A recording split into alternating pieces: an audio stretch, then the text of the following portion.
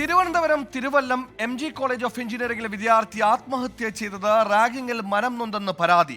വെള്ളാർ സ്വദേശി ബിജിത് കുമാറാണ് മരിച്ചത്. കോളേജിലെ ചില വിദ്യാർത്ഥികൾ മകനെ നിർബന്ധിച്ച് മദ്യം കുടിപ്പിച്ചുവെന്ന് പിതാവ് ബിജു 24-നോട് പറഞ്ഞു.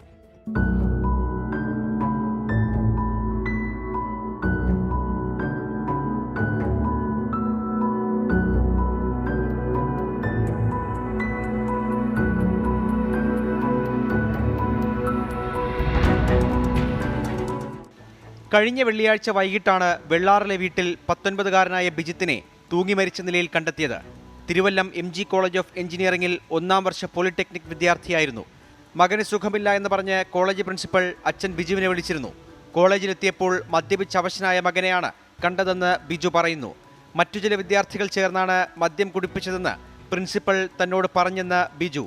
നിർബന്ധിച്ച് കുടിപ്പിച്ചെന്നാണ് പ്രിൻസിപ്പാൾ ഞങ്ങളോട് പറഞ്ഞത്. ഞാൻ വന്നപ്പോൾ വൈഫ് ഡോറിൻ്റെ ലോക്കിൽ ഇങ്ങനെ അകത്തുനിന്നാണ് കുറ്റി ഇട്ടത്. ആ കുറ്റിയെ മാക്സർ കൊണ്ട് അറുത്തോണ്ടിരിക്കുകയായിരുന്നു. പിന്നീട് ഞാൻ ആ സ്റ്റെയർ കേസിൻ്റെ കമ്പിയുടെ മേളിൽ കയറി നിന്ന് നോക്കിയപ്പോഴാണ് അവൻ തൂങ്ങി നിൽക്കുന്നത് കണ്ടത്. മരിക്കുന്ന മുമ്പ് അവൻ കയറി പോകുന്ന മുമ്പ് പറഞ്ഞു, ബാത്റൂമിൽ പോകുമ്പോൾ പറഞ്ഞു എന്നെ നിർബന്ധിച്ച് കുടിപ്പിച്ച്, എനിക്ക് വയ്യാന്ന് പറഞ്ഞിട്ട് പോലും അവന്മാർ എന്നെ നിർത്തിയില്ല. മകൻ ആത്മഹത്യ ചെയ്തത് നാണക്കേട് കൊണ്ടാണെന്ന് ബിജു ആരോപിക്കുന്നു.